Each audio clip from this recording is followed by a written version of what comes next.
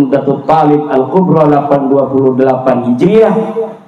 Tapi tidak disebutkan Ahmad bin Isa ini punya anak namanya Ubaidillah, di mana para Habib Ba'alawi mengaku sebagai keturunan Ubaidillah. Ahmad bin Isa ini benar turunan Nabi. Dia punya anak namanya Muhammad, Ali dan Husain. Terverifikasi di dalam kitab-kitab nasab semuanya ada. Tapi tidak ada anak yang bernama Ubaidillah seperti apa yang diaku oleh para Habib-Habib Ba'alawi. Tidak terverifikasi sebagai turunan Nabi. Tidak pula terverifikasi secara ilmu sejarah sebagai tokoh yang pernah ada di dunia ini di masa lalu. Jadi bukan hanya sebagai bukan keturunan Nabi, tapi juga nama Ubaid ini tidak pernah dilahirkan di muka bumi.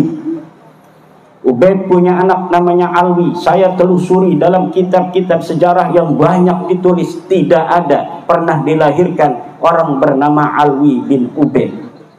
Katanya Alwi punya anak namanya Muhammad. Tidak pernah ada orang dilahirkan di dunia ini yang bernama Muhammad bin Alwi bin Ubaid. Muhammad bin Alwi bin Ubaid tidak ada. Katanya punya anak namanya Alwi II. Tidak ada. Katanya punya anak yang apa namanya itu Ali Kuali Kosam. Tidak ada.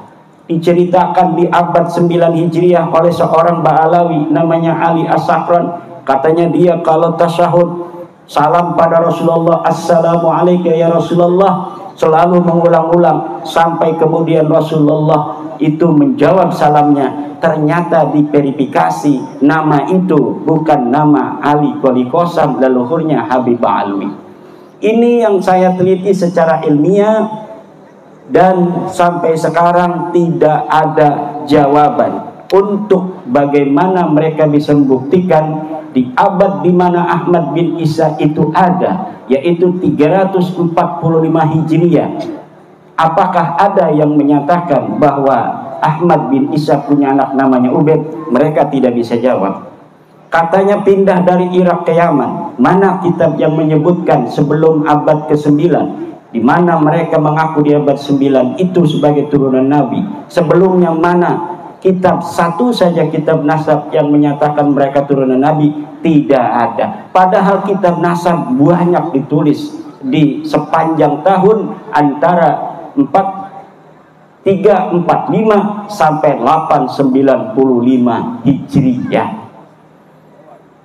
Kemudian saya tanya lagi, adakah satu kitab saja yang menyatakan bahwa Ahmad bin Isa ini pindah dari Basrah ke Yaman? Tidak ada.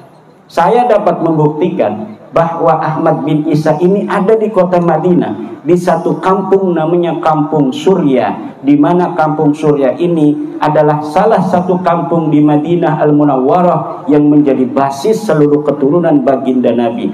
Ahmad bin Isa ada di situ 243 Hijriah, dan tidak ada keterangan bahwa beliau pernah pindah ke Basrah atau dari Basrah pindah ke Yaman. Tidak ada. Dia orang Madinah, ada di Madinah. Wafatnya tidak disebutkan di dalam kitab Al-Ghaibah karangan At-Tusi di abad ke-5.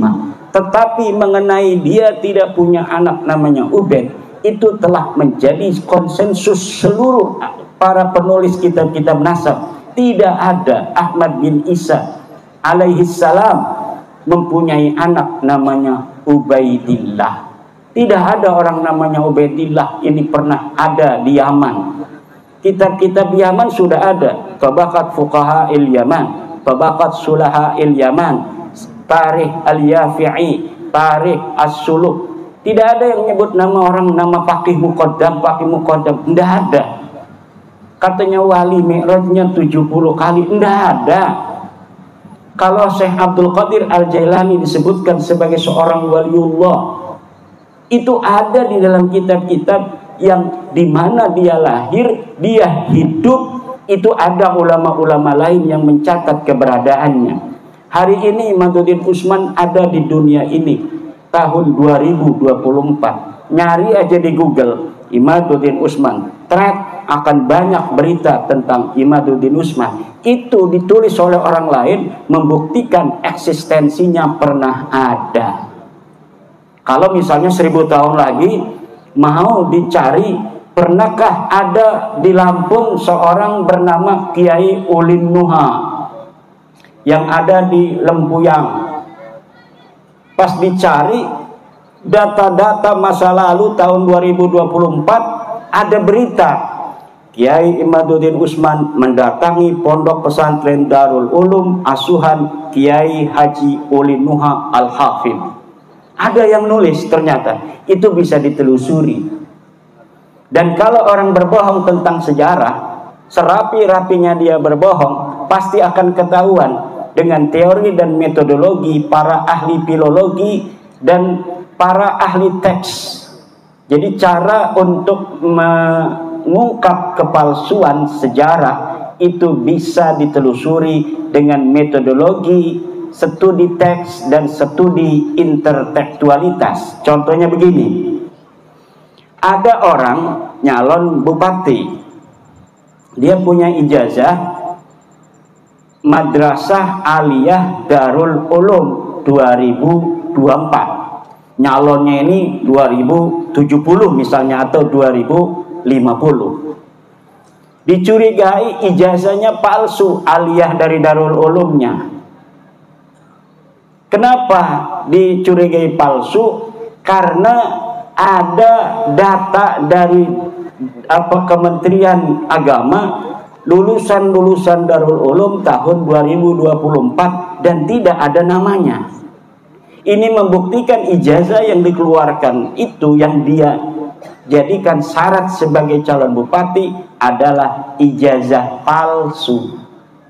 Kalau dia belum menerima juga bisa ditelusuri dengan nama-nama yang ada di Kemenag itu, diparanin satu-satu, ditanyain, punya temen nggak ini calon bupati? Nggak ada.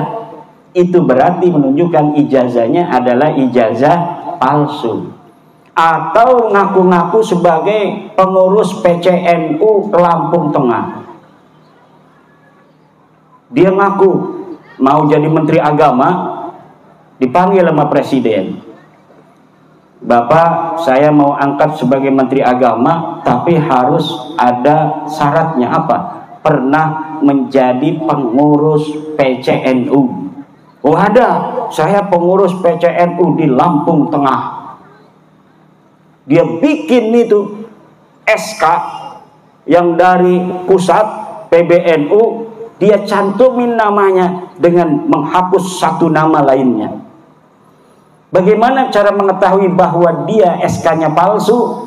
Dengan teori metodologi intertekstualitas, yaitu muqabalatun nusakh, dengan membandingkan SK yang satu dengan SK yang lain yang dimiliki dalam tahun yang sama. Tentu misalnya Kiai Nur Hadi sebagai ketua PCNU yang mendapat SK dari PBNU 2024, kan ada nama-nama di bawahnya. Dibandingkan ini misalnya calon bupatinya namanya Samlawi, ketua PCNU Kiai Haji Nur Hadi, terus ada nama-namanya. Dia nyelipin sebagai wakil bendahara PCNU Lampung Tengah tahun 2000